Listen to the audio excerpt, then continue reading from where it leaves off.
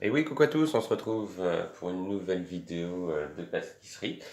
Aujourd'hui, je vais vous montrer la recette du millefeuille pour 6 personnes. Alors, il nous faut une quantité de pâte feuilletée donc, qui fait suite à la vidéo précédente qu'on a réalisée ensemble, à savoir un feuilletage à 6 tours, environ 900 à 950 grammes de pâte feuilletée. Il nous faut également pour la crème pâtissière un demi-litre de lait avec laquelle j'ai rajouté une gousse de vanille. Il nous faut également 2 œufs entiers plus un jaune, 125 g de sucre, de 20 g de farine, de 10 g de maïzena, ou l'inverse, ou alors que de la maïzena ou que de la farine. Et au niveau du décor, il nous faudra 200 g de fondant que vous pouvez commander sur internet ou trouver dans une boutique spécialisée. Il vous faudra également 30 g d'amandes effilées grillées et d'un cornet rempli alors de chocolat fondu par exemple ou de pâte à tartiner comme j'ai fait. Et au niveau du matériel, il nous faudra un cercle de 20 cm de diamètre environ puisqu'on va réaliser un millefeuille rond. Je vais commencer par étaler ma pâte feuilletée que j'ai sortie du réfrigérateur quelques minutes à l'avance pour pouvoir faciliter l'étalage de celle-ci. Je vais l'étaler à environ la taille de 40 cm. Et ensuite, je vais diviser 3 parts égales de façon à réaliser les 3 disques de 20 cm. Voilà, une fois que ma pâte est bien étalée, je vais pouvoir la diviser en 3 parties égales. Donc il ne me reste plus qu'à couper approximativement 3 parties égales de pâte. Comme ceci. Voilà. Je vais pouvoir m'occuper du premier disque de pâte. Je vais pouvoir aussi mettre les deux autres carrés de pâte au réfrigérateur, voilà, le temps qu'elle repose un petit peu. Donc je n'hésite pas à fariner mon plan de travail légèrement et je vais commencer à aplatir tout doucement ma pâte. Donc il faut l'étaler très fin pour un millefeuille, hein, c'est à peu près 1,5 mm environ d'épaisseur. Donc ça doit être vraiment très très fin pour vraiment avoir le croustillant du feuilletage. Voilà, j'étale hein, sans appuyer, c'est juste le rouleau qui fait l'étalement. Alors, il ne faut pas hésiter à retourner la pâte de temps en temps, bien sûr, pour s'assurer, comme je vous ai dit, que ça ne colle pas au plan de travail. Et lorsque j'aurai la largeur suffisante pour y déposer mon cercle, je vais pouvoir donc détailler ce cercle de pâte. Voilà. J'étale encore un peu. Donc une fois que j'ai obtenu la largeur souhaitée de ma pâte, je vais pouvoir l'enrouler voilà, autour du rouleau, la déposer dans mon moule à tarte. Voilà. Et je vais découper le cercle à l'intérieur de ce moule. À l'aide du cercle à entremets. Voilà, comme ceci. Il ne me restera plus qu'à détailler à l'intérieur ce cercle. Voilà, il me suffit juste d'appuyer sur le cercle. Et voilà, mon premier disque de pâte est fait. Alors ce que vous pouvez faire, c'est garder le reste de pâte, l'envelopper dans un film plastique et le mettre à congeler pour faire par exemple d'autres tartelettes ou alors des petits fours. Donc une fois que ça c'est fait, je vais pouvoir piquer légèrement ma pâte pour éviter qu'elle ne gonfle trop avec une fourchette.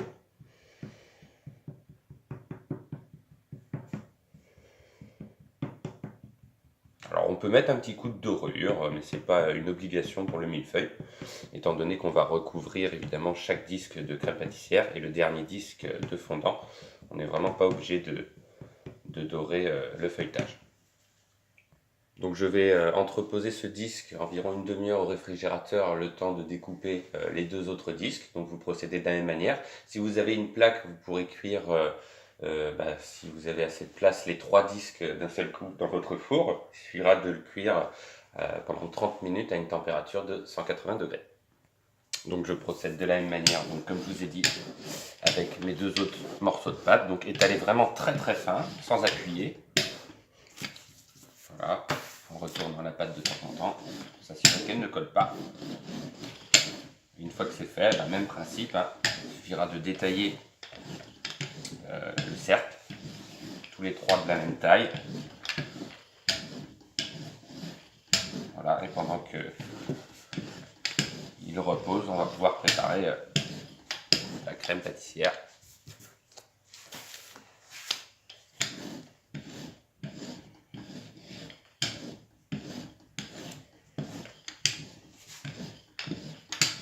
il ne me restera plus qu'à détailler, comme tout à l'heure, un disque. Donc pour la crème pâtissière, je vais commencer à faire chauffer le lait avec la gousse de vanille qu'il y a dans la casserole. J'y ajoute à peu près un quart du sucre pour éviter en fait au lait d'attacher dans la casserole. C'est une astuce de grand-mère, on va dire. Voilà, je mélange et je laisse le lait jusqu'à ce qu'il bout et je vais pouvoir préparer mon mélange. Dans mon récipient, je vais pouvoir mettre mes 2 entiers et le jaune. Y verser le reste du sucre. Voilà, et je fouette. Tout simplement pour m'assurer que le sucre est bien dissous dans les œufs. Ça sert à rien de fouetter pendant des minutes, hein, c'est juste voilà, mélanger. Et une fois que c'est bien mélangé, je vais pouvoir ajouter la farine et la maïzena. Alors j'ai fait un mélange des deux, après vous pouvez mettre que de la maïzena, que de la farine. On aura une crème pâtissière un peu plus légère avec la maïzena quand même. Donc voilà, c'est fait. Donc j'ajoute la farine et la maïzena en une seule fois. Voilà. Et je mélange doucement.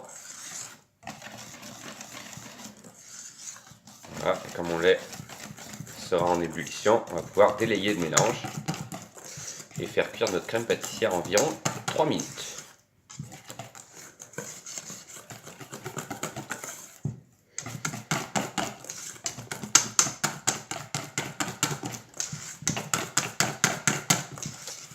Voilà.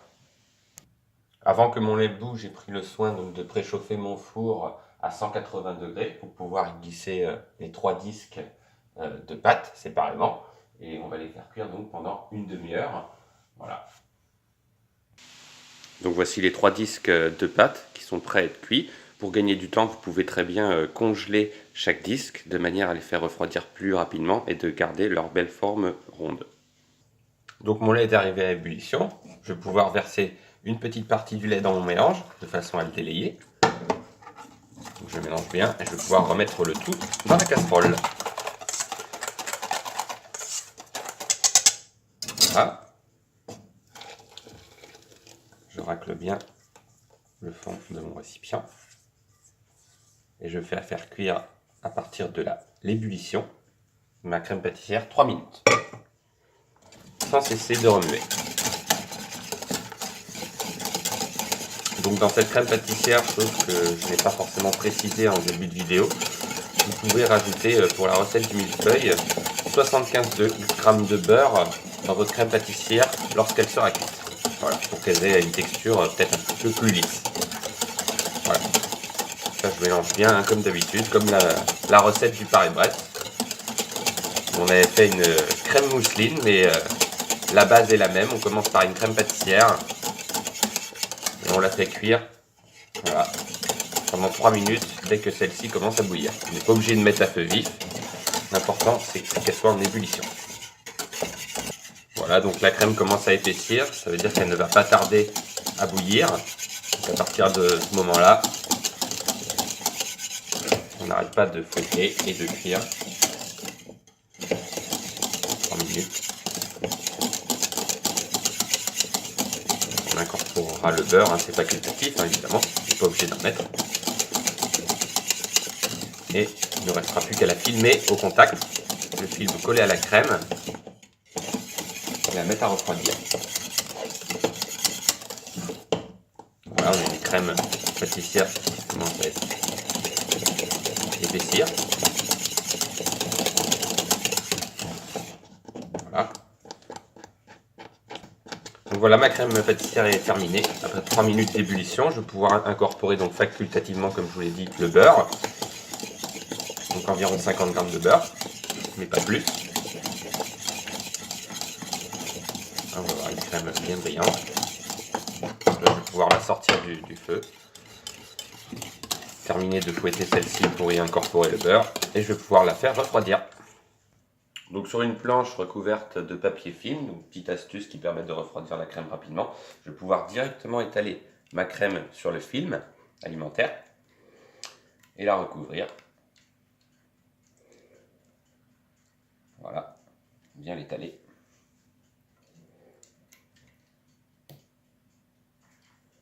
Comme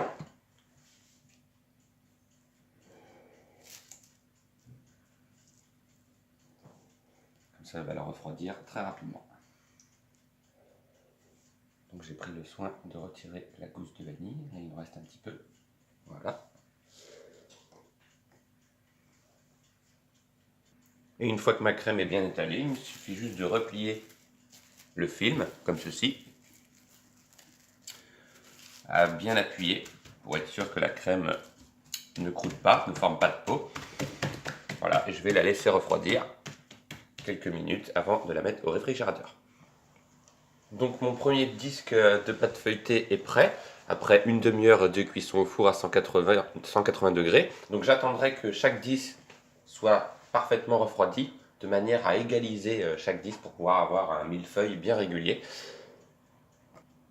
Il me suffira d'ébarber la surface de chaque disque avec un couteau-scie de manière à avoir le bord de chaque disque parfaitement droit. Donc mes deux premiers disques de feuilletage sont prêts, il ne me reste plus qu'à attendre la fin de cuisson du troisième et on va pouvoir donc monter notre millefeuille. Il nous restera juste, une fois notre crème pâtissière bien refroidie, à la remonter au fouet de façon à leur rendre une texture lisse. Et ensuite on procédera au montage et à la coller au décor de notre millefeuille.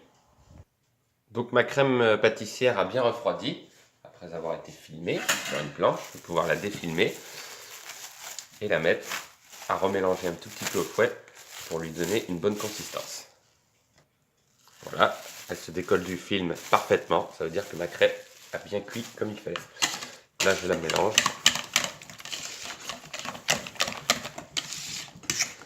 Donc le beurre permet d'avoir une crème pâtissière peut-être un petit peu plus lisse. Voilà. Bon, je peux faire ça au batteur évidemment, hein. Mais le but n'est pas de monter la crème, c'est juste de la rendre lisse. On ne fait pas une crème mousseline par exemple. Mais on pourrait très bien faire le millefeuille avec une mousseline évidemment. Là je vous montre vraiment la recette de base du millefeuille.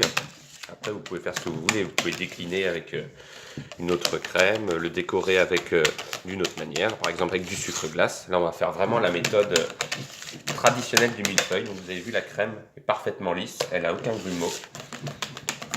Donc on va pouvoir finir le millefeuille et on va s'attaquer au montage. Donc je pose mon premier disque de pâte feuilletée au fond d'un carton or. On va prendre un plat de service également. J'ai rempli une poche avec un embout, on peut prendre un embout uni ou un embout cadené, peu importe. Et on va tout simplement déposer une couche de crème pâtissière sur le premier disque du millefeuille, comme ceci. Donc, il peut y avoir des petites bulles d'air, hein. Donc on met une bonne couche. Voilà. On recouvre avec un deuxième disque de feuilletage. Voilà, on s'assure bien qu'il fait la bonne taille. Parfait. Et pour le deuxième disque, même principe, je le recouvre également de crème. De manière uniforme pour en avoir sur toute la surface et avoir un millefeuille parfaitement régulier, bien droit, qui ait la même hauteur partout. C'est important. Voilà, et je recouvre mon millefeuille avec le troisième disque qui nous servira à glacer le dessus de ce millefeuille. Donc voilà, je vérifie qu'il me sert de niveau. Vous pouvez prendre un autre carton, appuyer très légèrement. Voilà. Et mon millefeuille est parfaitement droit. Donc j'ai gardé un petit peu de crème pour pouvoir en mettre sur les bords de mon millefeuille de manière à pouvoir coller mes amandes et filets grillés.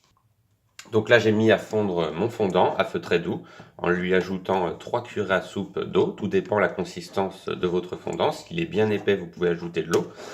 Ou au contraire, ne pas en mettre s'il est trop fluide. Donc là, on va le faire chauffer donc très doucement et en le mélangeant bien comme il faut, de façon à le faire chauffer et à l'atteindre une température avoisinant les 37 degrés. Donc mon fondant commence à devenir de plus en plus souple. Je mélange bien. Donc il va être près c'est la température, hein, c'est à peu près 37 degrés. Il ne faut pas qu'il soit trop chaud parce que s'il est trop chaud, votre fondant ne brillera pas. Donc mon fondant est bien à température, il a la consistance souhaitée. Alors ce qu'on peut faire facultativement, c'est enduire la surface du disque de feuilletage qu'il y a sur le dessus d'un peu de confiture pour éviter, lorsqu'on étale le fondant, que quelques particules de feuilletage s'en aillent avec. Mais normalement, on n'en a pas besoin. Donc voilà, je dépose une bonne couche. Il ne me reste plus qu'à étaler sur toute la surface, comme ceci. Il ne faut pas hésiter à en mettre. Voilà, je pourrais récupérer l'excédent si besoin est. Donc là, je l'étale bien, uniformément. Donc il faut aller assez vite quand même. Il ne me restera plus qu'après à disposer sur ce fondant le chocolat que j'ai rempli dans mon cornet tout à l'heure. Voilà, comme ceci.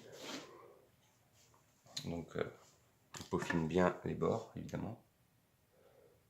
Et normalement, ça va se faire tout seul. Donc là, je mets mon cornet et je trace des traits réguliers tout autour de mon millefeuille, des cercles le plus réguliers possible, en essayant d'aller assez vite quand même, puisque le fondant refroidit rapidement. Et il ne restera plus qu'à tracer avec un couteau des traits pour avoir le motif marbré du millefeuille. Voilà, plus on fait de traits, plus le millefeuille sera joli. Voilà, une fois que ça c'est fait, je prends un couteau et avec le dos de ce couteau, tout simplement, je pars du centre et je trace des traits qui donnent un peu le motif d'une toile d'araignée, voilà comme ceci.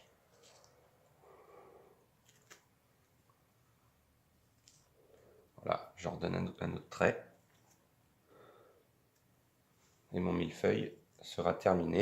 On va terminer par mettre une couche de crème pâtissière sur le bord de notre millefeuille. Voilà. Donc je dépose une fine couche du restant de ma crème pâtissière sur le bord de mon millefeuille, sans en mettre de trop, juste de façon à pouvoir faire coller les amandes, comme ceci. Donc mon millefeuille est bien garni de crème sur les côtés. Je vais pouvoir enduire tout le côté d'amandes effilées et disposer sur un carton propre ensuite. Voilà, de manière à avoir un dressage parfait. Donc on n'hésite pas à appuyer bien sûr et à récupérer le maximum d'amandes. Donc voilà, ma recette du millefeuille est terminée pour aujourd'hui. Donc on a un magnifique millefeuille rond de 6 personnes. Ça peut passer également pour 4 personnes selon si vous êtes gourmand ou pas.